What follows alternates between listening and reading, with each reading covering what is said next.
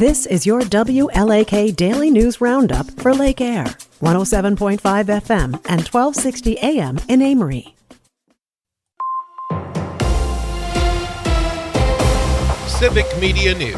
I'm Terry Bell. Here's what Wisconsin needs to know. Today is primary election day in Wisconsin. President Biden and Donald Trump have already clinched their party's nominations. There are two constitutional amendments on the ballot today. One question asks about banning private donations for election operations. The other seeks to define who can work on elections. The polls are open until 8 tonight.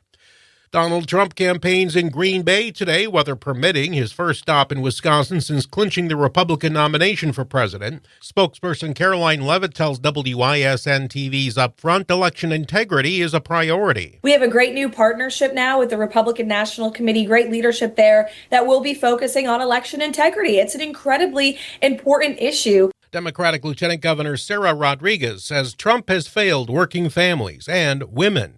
Donald Trump has proudly bragged that he was the one who got rid of Roe versus Wade, and he's calling for punishing women who have an abortion. President Biden campaigns in Madison Monday. Northeast Wisconsin is getting socked with a big spring snowstorm. Parts of eastern Wisconsin can expect anywhere from 8 inches to up to 2 feet of snow the further north you go. Wind gusts are hitting up to 50 miles an hour. Driving gets more difficult the later it gets. People with travel plans should watch conditions closely.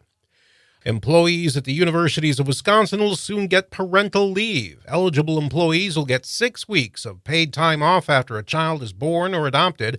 The Board of Regents will review the policies Thursday. Full-time employees who've been on the job at least 6 consecutive months would be eligible starting July 1st. About 95% of many non-organic fruits, vegetables, and leafy greens contain detectable levels of pesticides. That's according to the 2024 Dirty Dozen Shopper's Guide. Experts say labels don't always tell the whole story. Even if the amount of pesticides are within legal limits on these produce, it doesn't mean it's safe for everyone, particularly susceptible populations like children. Dr. Alexa Friedman is with the Environmental Working Group. I'm Terry Bell, Civic Media News. Now here's what you need to know closer to home. For WLAK News, I'm James Kelly. Among the many questions on the ballots in Wisconsin today will be a referendum to renovate the Vaughn Public Library in Ashland. The city council had previously approved $4.3 million in bonds to improve the building. Residents then petitioned the city council to make the decision a referendum because of the property tax implications the project could have. Construction would begin in 2025 if the referendum is passed, and if it fails, each renovation project will have to be done individually. It's an election day in Wisconsin with both primary political races and a great deal of school referendum questions on the ballot. A number of schools in northwest Wisconsin have proposed operational referendums going forward. School officials have cited things like declining enrollment, rising costs, and more often than not, the expiration of COVID-19 era funding for the budget issues many schools are facing. As the vote counting unfolds, you'll be able to hear results from your local elections right here throughout the night. There's a new breakfast shop in Duluth that will likely look familiar to residents. According to a Fox 21 report, the Chili Billy's restaurant that resides in the mall has opened a second location on Woodland Avenue. The new location will also add breakfast foods to the menu, so customers can get a hearty meal to start the day and then return in the afternoon for some frozen yogurt. The original location in the mall will remain open, but that store will not be adding breakfast foods to their menu as well. A Duluth Catholic priest has been reinstated after being acquitted on sexual abuse allegations. According to a Fox 21 report, Reverend William Graham was accused of sexually abusing a minor in 2016 and was put on administrative leave from his role as pastor at St. Michael's Catholic Church. An investigation conducted by the Vatican reportedly found insufficient evidence against him, and his name was removed from a list of credible claims. All ministry restrictions on him will be lifted, and he will return to St. Michael's. An Almena man has entered a guilty plea after being charged with possession of child pornography. According to Barron County court records, 56-year-old Charles Lambert was accused of possessing hundreds of images of child pornography on his phone, depicting victims as young as 12 and 13 years old. He was arrested after authorities confirmed his phone number was the same as a phone number that had been given in a cyber tip. After entering the guilty plea, Lambert is now scheduled to be sentenced on July 9th. A cargo ship that got stuck at a Superior dock required an assist from another ship to get free. According to a Fox 21 report, a ship called the Burns Harbor found itself stuck at BNSF Railway Dock 5 in Superior after fueling up and loading its haul. Officials say the cause of the unusual traffic jam is still unknown, but it could be due to something like lower water levels, sediment buildup, or that the ship was just carrying too much weight. The ship unloaded some of its cargo onto another ship and was then able to depart. 47 workers will be impacted as True North Goodwill in Duluth closes their center-based employment program. According to a Northern News Now report, funding for the program came from the Minnesota Department of Employment and Economic Development, which has decided to end the program as job market trends change. Funding for the program will end in June of 2025, and career counselors with Goodwill will work with those 47 employees who will be affected to develop individualized career plans for each. Superior National Forest officials are looking for community input on management plans for the Boundary Lake water canoe area. Officials say that since the COVID-19 pandemic, they've seen an uptick of littering, light pollution, and degrading quality of the water. They also say they've seen some overcrowding in certain areas. Officials will host an in-person event to allow community members to share their ideas for the updated management plan on April 11th. Comments can also be submitted online until May 17th. And that's what you need to know. For WLAK News, I'm James Kelly.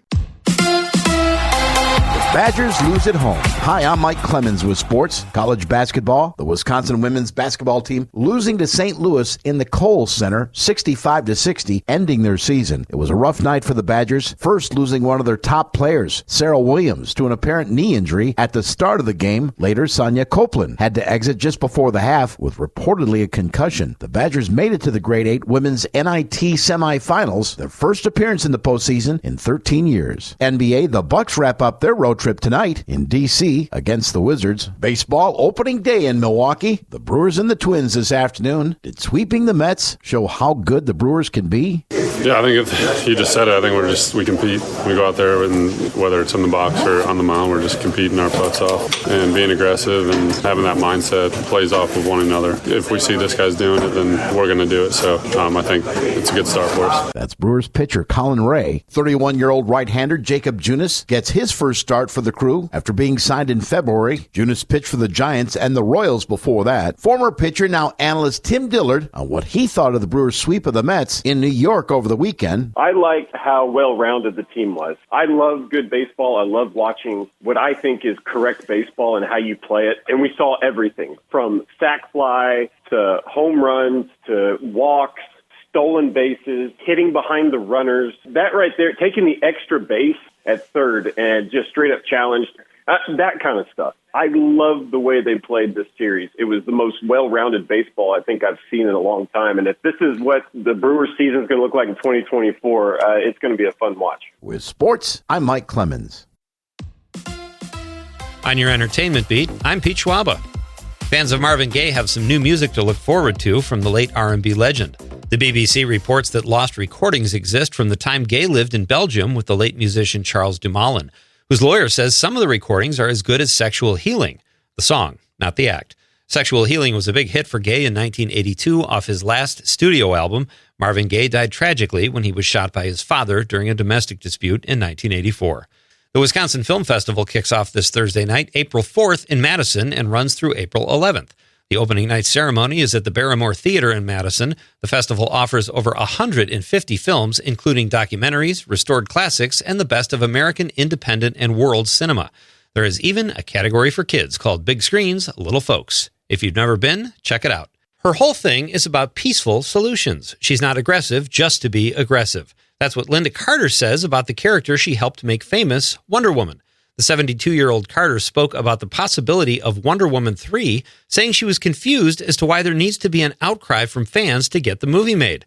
Carter's version of Wonder Woman turns 50 next month. She played the superhero on TV from 1975 to 1979. Speaking of threes, producer Jerry Bruckheimer gave an update about the status of a potential Top Gun 3. Yahoo News reports that Tom Cruise, Miles Teller, and Glenn Powell will all return for the third installment. Bruckheimer says it's unclear when they can start production due to Tom Cruise's busy schedule, but that Cruise has signed off on a script idea and the script is coming along nicely. Cruise is currently busy filming the sequel to Mission Impossible: Dead Reckoning. Godzilla x Kong: The New Empire cleaned up at the box office over the weekend, raking in $80 million on almost 4,000 screens and $194 million worldwide. Ghostbusters: Frozen Empire took second place with almost $16 million. The new Liam Neeson film In the Land of Saints and Sinners underwhelmed at the domestic box office, taking in a little over $1 million on 900 screens. People magazine did cartwheels over Khloe Kardashian and her family's Easter photos. She's one of the Kardashians who is not Kim or Kendall. Kardashian posted photos with her own two kids, Tatum and True, and nieces Dream and Chicago. I know what you're thinking. Are those serious names, or are they trying to out-weird the Zappas? When I read People's headline that said Khloe Kardashian shared wholesome family photos, I thought, why would she share pics of someone else's family?